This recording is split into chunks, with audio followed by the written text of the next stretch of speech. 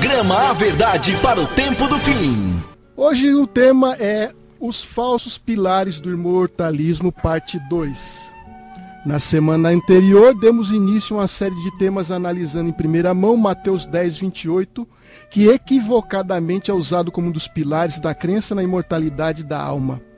Porém, tal foi exaustivamente falado e repetido, e por fim demonstramos que, longe de ser um pilar do imortalismo, o verso em apreciação demonstrou-se ser um demolidor de tal crendice.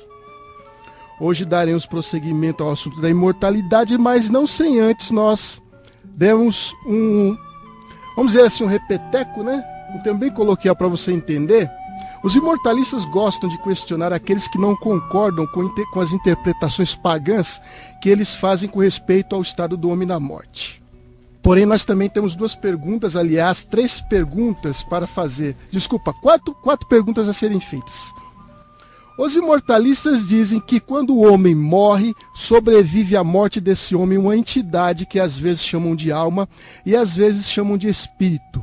Então temos a seguinte equação: homem morto mais corpo sem vida igual a saída da alma ou espírito imortal.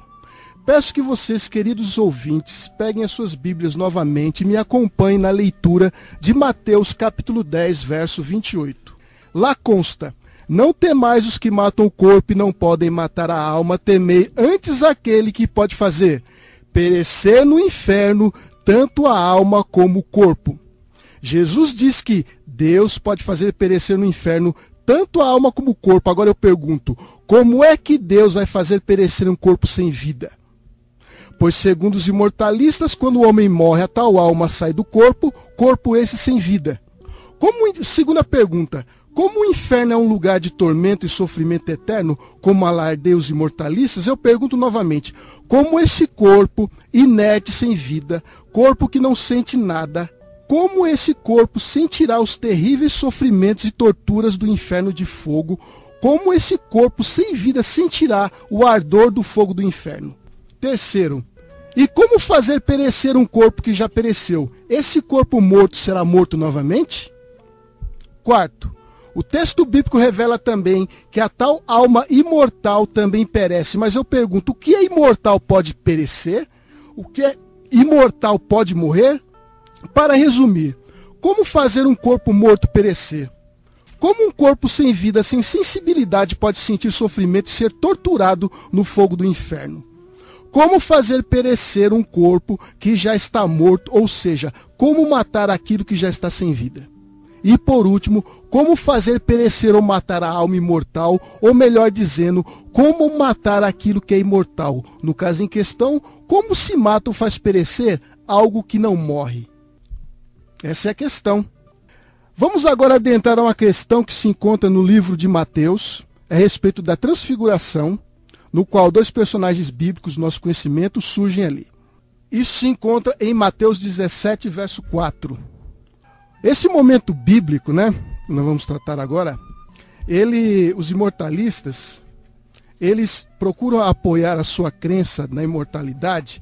Digo que essa teoria é falsa porque busca apoio na Bíblia quando a mesma não dá suporte que ofereça sustentação a essa lenda religiosa, a essa crendice teológica.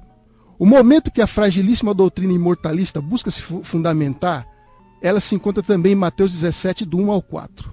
Vamos ler. No verso 1 diz: 6 dias depois tomou Jesus consigo a Pedro e aos irmãos Tiago e João, e os levou em particular a um alto monte, e foi transfigurado diante deles, o seu rosto resplandecia como o sol, e as suas vestes tornaram-se brancas como a luz. E eis que lhes apareceram Moisés e Elias falando com ele. Então disse Pedro a Jesus: Senhor, bom estarmos aqui. Se queres, farei aqui 3 tendas, uma será tua, outra para Moisés, outra para Elias. Semana passada, havia informado que os promotores desse tipo de ensino pagão babilônico, com refinamento grego, deveriam ler com mais cuidado suas colocações. O apóstolo Paulo nos dá o seguinte conselho com respeito a um método válido de estudarmos a Bíblia. Ela se encontra em 1 Coríntios, capítulo 2, verso 13, e lá consta: disto também falamos, não em palavras ensinadas pela sabedoria humana. Repito, Disto também falamos, não em palavras ensinadas pela sabedoria humana, mas ensinadas pelo Espírito, conferindo coisas espirituais com espirituais. Vamos, portanto, ouvir o conselho do apóstolo das nações, conferindo coisas espirituais com coisas espirituais. Os pregadores da imortalidade acreditam que Moisés estava bem. Vou ter que inventar outra palavra aqui. Eles creem que Moisés estava almamente ali no Monte da Transfiguração. Em outras palavras, era a alma imortal de Moisés que estava ali. Ou seja, Moisés não estava em seu estado de ressurreição ali. Era apenas a alma imortal ali. Eu li determinado autor que comenta sobre isso, ele evita dizer de forma direta se Moisés estava no estado como alma imortal ou não. Não entendi ao certo porque o autor preferiu fazer assim, mas a questão estava assim. Acredito que ele pensou em deixar a questão a critério do leitor imaginar ou pensar o que poderia ser aquilo ali. Bem, como nós cremos que Moisés ressuscitou, e Moisés apareceu ali no mundo da transfiguração, e há pessoas que não creem que Moisés apareceu ressurreto ali, então presume-se, obviamente, que era a alma imortal de Moisés que estava ali. Quando Paulo disse que devemos conferir coisas espirituais com espirituais, ele queria que sua orientação fosse seguida. Porém, nem todos dão crédito ao conselho paulino. Os que defendem essa teoria afirmam que Jesus é as primícias dos que dormem, baseados em 1 Coríntios, capítulo 15 até o verso 20. Mas de fato Cristo ressuscitou dentre os mortos, sendo ele as primícias dos que dormem. Outro verso, outra citação também usada em defesa da indefensável doutrina da imortalidade é Apocalipse capítulo 1, verso 5. Lá consta: e da parte de Jesus Cristo, a fiel testemunha, o primogênito dos mortos e o soberano dos reis da terra, aquele que nos ama e pelo seu sangue nos libertou dos nossos pecados. Os ganchos onde procuram pendurar essa teoria está nas palavras primícias e primogênito. Conclui, portanto, que Moisés estava em estado de alma imortal, pois se Jesus é as primícias e o primogênito, Moisés não poderia ter ressuscitado antes de Jesus. Se as primícias e primogênito aqui nessas citações têm um sentido restrito de primícias, que são os primeiros frutos, e primogênito, que é o primeiro filho gerado, então estamos diante de um problema de primeira monta. Por que eu estou dizendo isso? Dizer que Jesus foi o primeiro a ressuscitar dentre os mortos, ou seja, que antes dele ninguém ressuscitou, se é isso que os imortalistas defendem e creem, então nós temos um problema sério. Como nós podemos explicar, e eu quero que você pegue sua Bíblia e acompanhe a leitura comigo em 2 citações do Velho Testamento. Se o sentido de primícias está aí colocado, que Paulo coloca, é no sentido mesmo de primeiro, em primeira mão, e de primogênito, que é o primeiro a ser nascido, assim como eu tenho um filho, eu tenho 3 crianças, o meu primogênito tem 14 anos, eu posso dizer que ele é meu primeiro filho, é o primeiro nascido. Se esse é o sentido que Paulo, o apóstolo, está querendo dar aqui, então quero entender a seguinte citação que se encontra em 2 Reis, capítulo 13, verso 21. Lá consta, vou repetir, 2 Reis, capítulo 13, verso 21. Sucedeu que, enquanto alguns enterravam um homem, eis que viram um bando, então lançaram o homem na sepultura de Eliseu, e logo que o cadáver, notemos, o cadáver, corpo sem vida, estava morto. Não era uma aparência de que estava morto. Ele não sofria de uma doença que nós sabemos que é morte aparente. É o cadáver. Logo que o cadáver tocou os ossos de Eliseu, reviveu. Veja o termo bíblico, reviveu o homem e se levantou sobre os pés. Aí a pergunta é, reviveu? Ressuscitou ou não ressuscitou esse homem? Ou foi apenas uma aparência? Ele estava desmaiado, bateu a cabeça e levantou. O texto bíblico diz que é cadáver. O texto bíblico diz que esse homem reviveu e se colocou sobre os seus pés. 1 Reis, capítulo 17, verso 22, temos o quê? O Senhor atendeu a voz de Elias e a alma do menino tornou a entrar nele e reviveu. O menino estava morto ou não estava? Estava. E a Bíblia diz que ele aconteceu o quê? Reviveu. Como entender isto? Se primogênito e primícias são sempre os primeiros, como compreender isto? A não ser que a própria Bíblia, que se interpreta a si mesmo, tem um outro sentido para a palavra de primícias e primogênito. Quem diz que o texto se restringe ao nosso conceito ocidental de entender a Bíblia e pagão, está enganado com respeito a isto. Voltando essa questão, vamos à palavra alma, que 1 Reis 17, 22 diz o quê? Que a alma do menino tornou a entrar nele e reviveu. A palavra alma, nefesh, aqui tem um significado de vida. Dentre outros significados que são ser, vida, criatura, pessoa, apetite, mente, ser vivo, desejo, emoção, paixão. Aquele que respira, a substância ou ser que respira, ser vivo com vida no sangue, o próprio homem, ser, pessoa, indivíduo, lugar dos apetites, lugar das emoções e paixões, atividade da mente. Os defensores da crendice mortalista tocam de leve na questão dos vários significados da palavra nefesh, em razão de que ela não dá suporte à lenda urbana teológica da imortalidade da alma. A título de exemplo, gostaria de mencionar... antes que me esqueça, Lázaro. Lázaro estava morto ou não estava? Ou estava aparentemente morto? Jesus se coloca diante da sepultura de Lázaro, invoca ao Deus vivo, Lázaro sai dentre os mortos para nós imaginarmos que é apenas uma aparência. Ou qualquer outro termo teológico, ou qualquer outra crendice contrabandeada do paganismo grego e travestida de cristianismo. A título de exemplo, gostaria de colocar as seguintes situações diante de vocês, prezados ouvintes. Temos também o caso da filha de Jairo. Estava morta ou não estava? A Bíblia diz que estava. Eu vou dar ouvido à Bíblia ou a teorias de homens? Paulo mesmo disse, nós acabamos de ver que a palavra de Deus, o qual ele falava, não era baseada em sabedoria de homem, mas vinha do Espírito Santo. Vamos lá. A título de exemplo, gostaria de mencionar a seguinte situação diante de vocês, ouvintes. As testemunhas de Jeová afirmam que a palavra trindade não se encontra na Bíblia. Até hoje eles falam isto. Eu tenho um vizinho testemunho de Jeová que uma vez veio com essa teoria para mim, dizendo que a palavra trindade não se encontra na Bíblia. Portanto, eles, as testemunhas de Jeová, concluem que a trindade não existe. Este é o surrado argumento do silêncio. Os protestantes e evangélicos, quando escutam essa afirmação jeovista, já de imediato agrupam uma série de versos bíblicos para demonstrar que a trindade existe. A palavra trindade não, mas a doutrina sim. E essa atitude é louvável. Mas os mesmos protestantes e evangélicos, quando são defrontados com respeito à obrigatoriedade do homem guardar o sábado, gostam também de usar o surrado e velho argumento do silêncio. Eles dizem que não, que na Bíblia não existe nenhum verso no Novo Testamento que diga de maneira direta que devemos observar o sábado. Para eles, o exemplo de Jesus, que conforme o costume dele ia à sinagoga todos os sábados. Para eles, o exemplo de Paulo de Tarso, que conforme o seu costume ia nas sinagogas aos sábados, para eles isto não serve. Sendo assim, eles concluem que não devemos observar o sábado. Bem, as testemunhas de Jeová e os protestantes e evangélicos podem usar o argumento do silêncio, correto? Então nós também iremos usá-lo, lançando o seguinte questionamento. Na Bíblia não existe nenhum verso bíblico em que esteja escrito a frase alma imortal. Portanto, concluímos que a alma imortal não existe.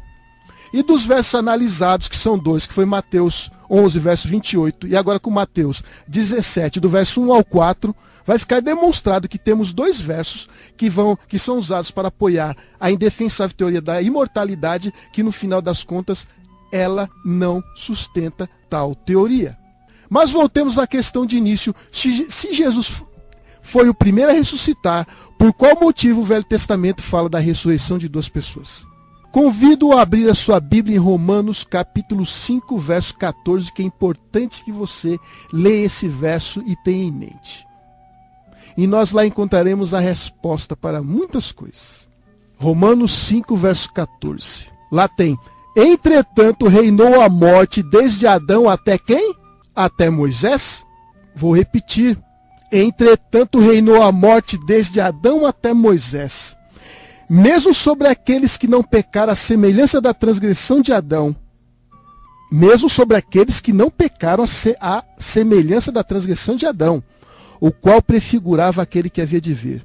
Agora o verso 17 também vamos considerar. Se pela ofensa de um, verso 17 de Romanos 5. Se pela ofensa de um e por meio de um só reinou a morte, note, reinou a morte, muito mais os que recebem a abundância da graça e o dom da justiça reinarão em vida por meio de um, a saber, Jesus Cristo. Verso 21, a fim de que, como o pecado reinou pela morte, assim também reinasse a graça pela justiça para a vida eterna. Veja, reinasse a graça pela justiça para a vida eterna, mediante Jesus Cristo nosso Senhor. Verificamos que esses versos compartilham de um mesmo pensamento, que é o reino da morte. Vemos que esse reino foi de Adão a Moisés, conforme nos informa o verso 14. No verso 17 temos que por meio da abundância da graça e o dom da justiça, aqueles que a recebem reinarão em vida. E por fim, no verso 21 nos é informado que como o pecado reinou pela morte, assim também reinasse a graça pela justiça para a vida eterna, mediante Jesus Cristo nosso Senhor. Paulo se refere à abundância da graça no verso 17, nos fala que também reinasse a graça pela justiça para a vida eterna. Temos então a seguinte equação: abundância mais graça, mais reino da graça pela justiça, igual à vida eterna. Dentro desse contexto da abundância da graça, justiça e a vida eterna, temos Moisés, pois a morte reinou até Moisés. As Escrituras nos revelam que a graça existe desde os tempos eternos. Vamos ver isso em 2 Timóteo, capítulo 1, verso 9. Lá nos informa que nos salvou, quem nos salvou? Jesus. E nos chamou com santa vocação, não segundo as nossas obras, mas conforme a sua própria determinação e graça, note, própria determinação e graça que nos foi dada em Cristo Jesus antes dos tempos eternos. Aí o verso 10 arremata: e manifestada agora pelo aparecimento de nosso Salvador Jesus Cristo, Cristo Jesus, o qual não só destruiu a morte, como trouxe a luz, a vida e a imortalidade mediante o Evangelho. Interessante, o verso tem coisas aqui interessantes a analisar. Primeiro, Jesus nos trouxe a vida e a imortalidade. Para que trazer se nossa alma é imortal? Quero retomar aqui a leitura novamente em 2 Timóteo 1, verso 9, que diz que a graça que nos foi dada em Cristo Jesus antes dos tempos eternos. Esses versos são de uma clareza que somente não enxerga apenas aqueles que se fizeram cegos pelo preconceito. Elas demonstram que a graça foi dada desde os tempos eternos, ou seja, o homem não teve que esperar Jesus morrer na cruz para desfrutar dessa graça. E dentre esses homens temos quem? Temos Moisés. Diante do exposto, por qual motivo irei duvidar do fato que diz que Moisés ressuscitou? Se você ainda não está convencido, prezado ouvinte, leiamos agora mesmo o relato da transfiguração, só que agora iremos lê-lo no Evangelho de Lucas, capítulo 9, do verso 28 até o verso 33. É a mesma situação, é o mesmo momento. E eu quero que você analise juntamente comigo. Ok, vamos lá. Verso 28. Cerca de 8 dias depois de proferir essas palavras, tomando consigo a Pedro, João e Tiago, subiu ao monte com o propósito de orar. E aconteceu que, enquanto ele orava, a aparência de seu rosto se transfigurou e suas vestes resplandeceram de brancura. Eis que 2 varões falavam com ele, Moisés e Elias, os quais apareceram em glória e falavam da sua partida, que ele estava para cumprir em Jerusalém. Pedro e seus companheiros achavam-se premidos de sono, mas, conservando-se acordados, viram a sua glória e os 2 varões que com ele estavam. Ao se retirarem esses de Jesus, disse-lhe Pedro: Mestre, bom é estarmos aqui. Então façamos 3 tendas, uma será tua, outra de Moisés e outra de Elias, não sabendo, porém, o que dizia. Lucas revela que eram 2 varões. O que vem a ser varão mesmo? Varão significa homem. Lucas diz com todas as letras, eram 2 varões, 2 homens. Lucas não está dizendo um era varão e o outro era uma alma imortal. Lucas diz 2 varões, 2 homens. Pedro não teve dúvida alguma a respeito do fato de que 2 homens estavam ali com o Senhor Jesus. Ele até se propôs a fazer uma tenda para Moisés e os demais. Pense, uma alma imortal precisa de tenda para se abrigar?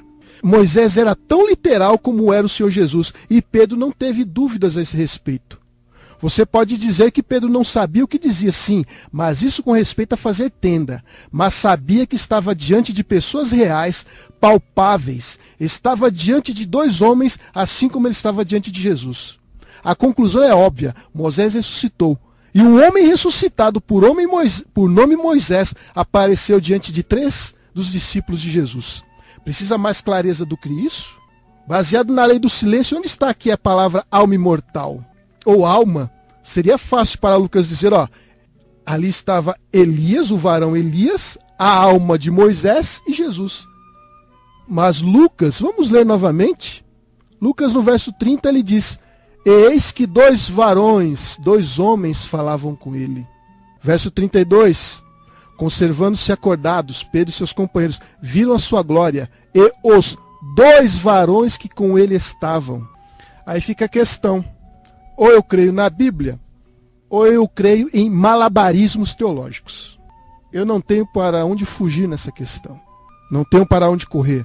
Semana que vem, iremos nos dedicar ainda a esse assunto, focando nossa atenção nos termos primogênito e primícias, e sobre quais as propriedades de um corpo ressurreto. Você terá a oportunidade de ver dentro da Bíblia, se toda vez que a palavra primogênito está escrita na Bíblia, se realmente esse é o sentido que Deus quer dar a ela.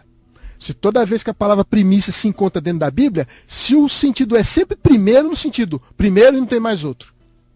É o primeiro mesmo, é seguindo uma ordem, 1, 2, 3. Primeiro, segundo, terceiro.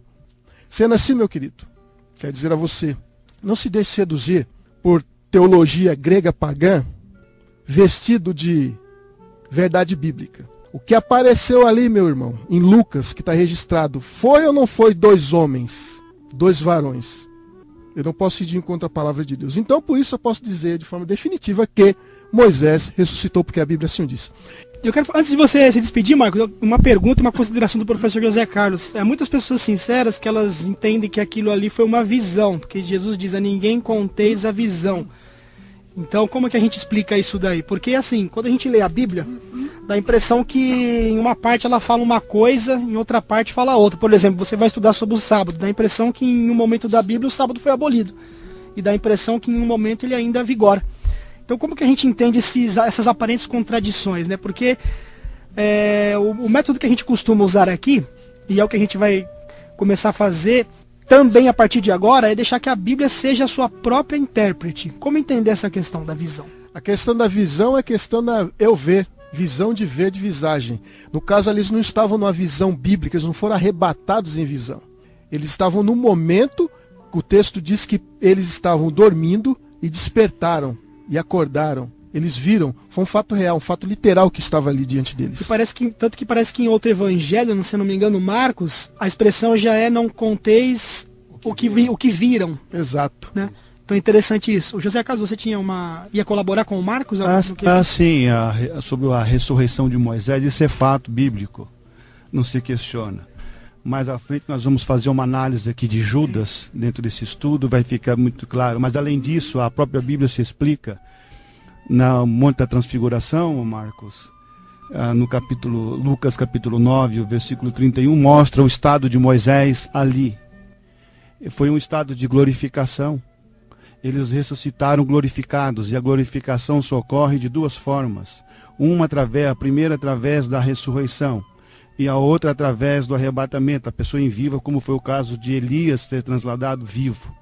Ele foi transladado, então ele foi para o céu Muito interessante esse detalhe. Glorificado. Preste atenção, ouvintes, nesse detalhe então, que o professor José Carlos está Moisés colocando. E Elias estavam ali num estado de glorificação. Isso só pode ocorrer através da transladação, exemplo Elias, e no caso da ressurreição.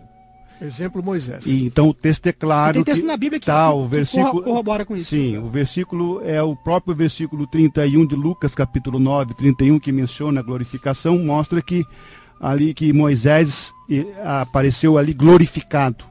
E em 1 Coríntios mostra o que significa glorificado. 1 Coríntios capítulo 15, versículo 43 diz assim: semeia-se em ignomínia e é ressuscitado em glória. E diz que ele estava em glória. Exatamente. Mostra que Moisés passou pelo processo da ressurreição. Não que diz que ele estava em glória em Coríntios, é que Coríntios dá um contexto do que significa uma glorificação para entender que ele estava em glória lá em Mateus. Isso, Coríntios 15, 43 mostra que a glorificação ela é possível através da ressurreição. Sem a ressurreição não há glorificação. Elias foi quando foi arrebatado, levado para o céu, ele entrou no estado de glorificação. É o corpo mortal revestido de imortalidade. O corruptível revestido de incorruptibilidade, segundo Coríntios 15. Moisés apareceu glorificado. Dentro do contexto de Coríntios 15, 43. Moisés, Elias, e isso só é possível pela ressurreição e transladação. E é o texto bíblico, e também Romanos capítulo 8, versículo 16, mostra também, né, que se com ele padecemos, para que também com ele sejamos glorificados, né? Ou seja, glorificação pela ressurreição e pela... É diferente de Moisés quando desceu do Monte Sinai. Estava com o rosto, ele entrou na presença de Deus, estava cheio da glória de Deus. Não compare as coisas distintas. Moisés descendo do Sinai é uma coisa. Moisés ali estava glorificado, é outra coisa distinta. Semana que vem, iremos nos dedicar ainda a esse assunto, focando nossa atenção nos termos primogênito e primícias e sobre quais as propriedades de um corpo ressurreto.